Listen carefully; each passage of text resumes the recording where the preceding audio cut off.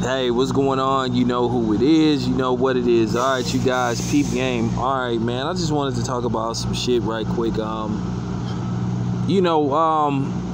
don't know if you know, there was a weatherman, you know, who got fired for making this reference to Martin Luther King. He called him Martin Luther Coon. He ended up getting fired from his job. And it was just funny, right? If you seen the video, it wasn't funny what he said. It was just funny that they fired his ass because he was just basically caught red-handed. Now, the sad part about the situation is Martin Luther King's daughter said he should be given a chance to redeem himself, because all that's gonna happen is he gonna go to another network and history gonna repeat itself. Well, you know what? He should have thought about that before he uttered those words. Now, technically, she didn't say she forgive him, but she said he should get another chance. I'm like this. This is my thing. I understand what she said, but to a certain degree, man, I feel like this. We don't get second chances. That's the problem.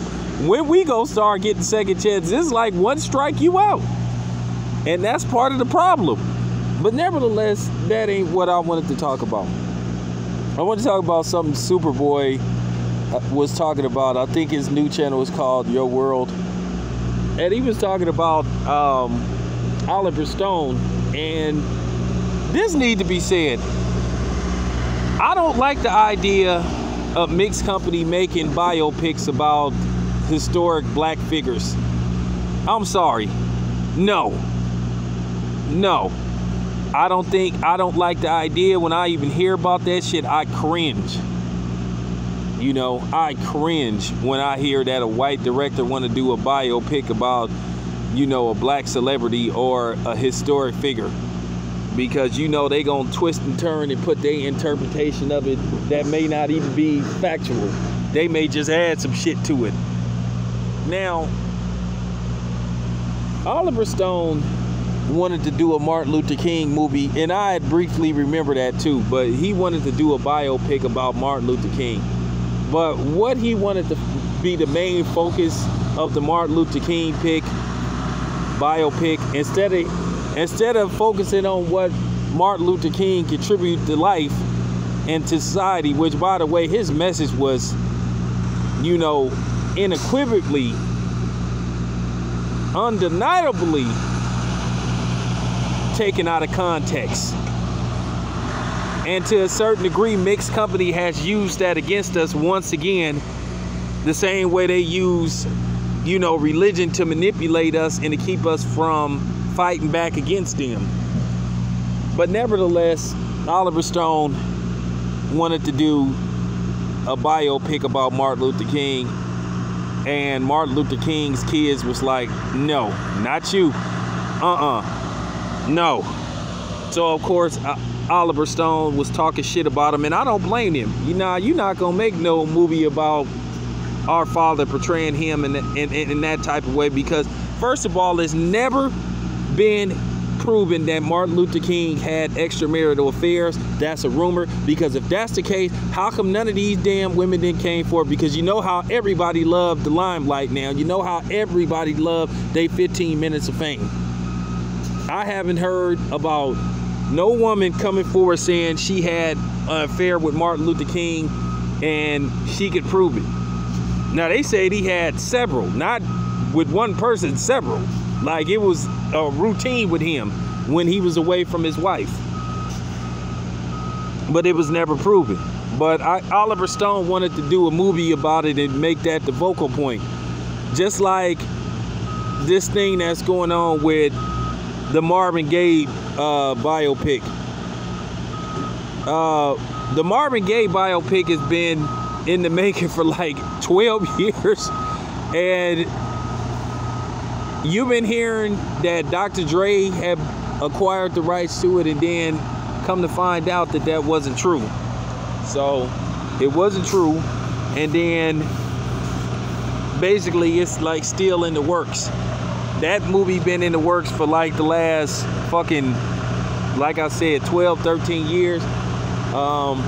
They have no idea who they want to play Marvin Gaye. So basically what's going on, his kids are guarding that movie rights and the script carefully. Basically, they want the right type of person to make the movie and the right type of film to be made. Because I don't think they want to talk about some of the stuff that went deep on in Marvin Gaye's life, about the shit with his ex-wives, you know, his father being a cross-dresser and all that type of shit. So I don't blame them. But if the movie is brought to the day of light, I want a black director. I don't give a fuck who hears this video and say, oh, why it have to be a black director? Because I say so. That's why. You don't see black people wanting to do movies about the real Julio Cesar Chavez or guys like that. I bet you if Oscar made a movie about himself, I bet you he want a Mexican to do it. So that's why. Let a black do it. For those who say, you know, why can't a white dude do it? Why can't a black dude do it? I was so happy that F. Gary Gray got to direct Straight Outta Compton. Great movie. And you know, John Singleton, I've been at odds with John Singleton for a while, because I was so happy that that the Tupac movie got snatched away from him in Columbia Pictures, because for some reason John Singleton wanted to put some rape scene in the Tupac film, and you know, some of Tupac's family members had a problem with that, and they was like, fuck no. And you know, keep in mind that the Tupac movie was in litigation for years before it finally was, you know, made. You know, it was in litigation. You know, it was a battle between, at first, I think, Columbia and then Universal. And then when it was all said and done, Lionsgate got to do the movie. But yeah, I don't want white directors to do biopics about, you know, historic black figures, because they gonna try to concentrate on something that may not have a lot to do with the person. And you gotta understand, they like to run smear campaigns to a certain degree too. So they're gonna focus more on the bad than they are the good. And I don't like that type of shit, because like I said, White Boy Rick, they made his dad out to be like this great, outstanding person who was an understandable, good dad. And when you look at the premise, this motherfucker, like I said, allowed his 14-year-old son to move drugs. And he was a low-budget arms dealer. But that's the type of shit that I'm talking about. If they make an Emmett Till movie, which, by the way, no studio won't greenlight that movie. They have been several directors that tried to make an Emmett Till movie. They just will not greenlight that movie. That's going to be a movie that's going to have to be secretly filmed, where basically what I mean secretly filmed is they don't have no people on the set except the people that's actually working on the movie. They would have to sneak and do that movie. And then I think the real problem would be is, once again, you would have a Birth of a Nation situation where they would probably try to sabotage the movie. But then again, I think so many people would try to go see that movie because they know the history.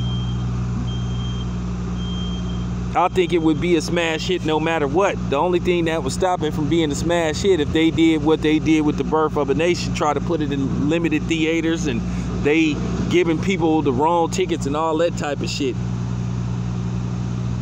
Because you got to understand, these type of movies always got to have a white savior and shit in it, which makes me sick to my stomach, because in every story there ain't no white savior. But you done heard Don Cheadle on many occasions talk about that. Oh, you got to put the white savior in there, you know, in any movie, or they not gonna green light it. Or if they do green light it, they ain't gonna like try to distribute the movie or push the movie. You know, they gonna try to pull some straight to DVD shit. So, like I said, the film industry is just very, very shaky. Not to mention the other weirdo shit that's going outside of the shit. But I'm just saying, man, The Emmett Till movie, they won't green light it. You know, Marcus Garvey movie won't green light it. You know, those are movies that have been trying to get made, and people don't want to make those movies and shit. So you seen what they did with Rosewood. That movie came and went. You know what I'm saying? Like that song by BWP, 2 Minute Brother. It seemed like that movie was 2 minutes. Seemed like it was in and out of the theater.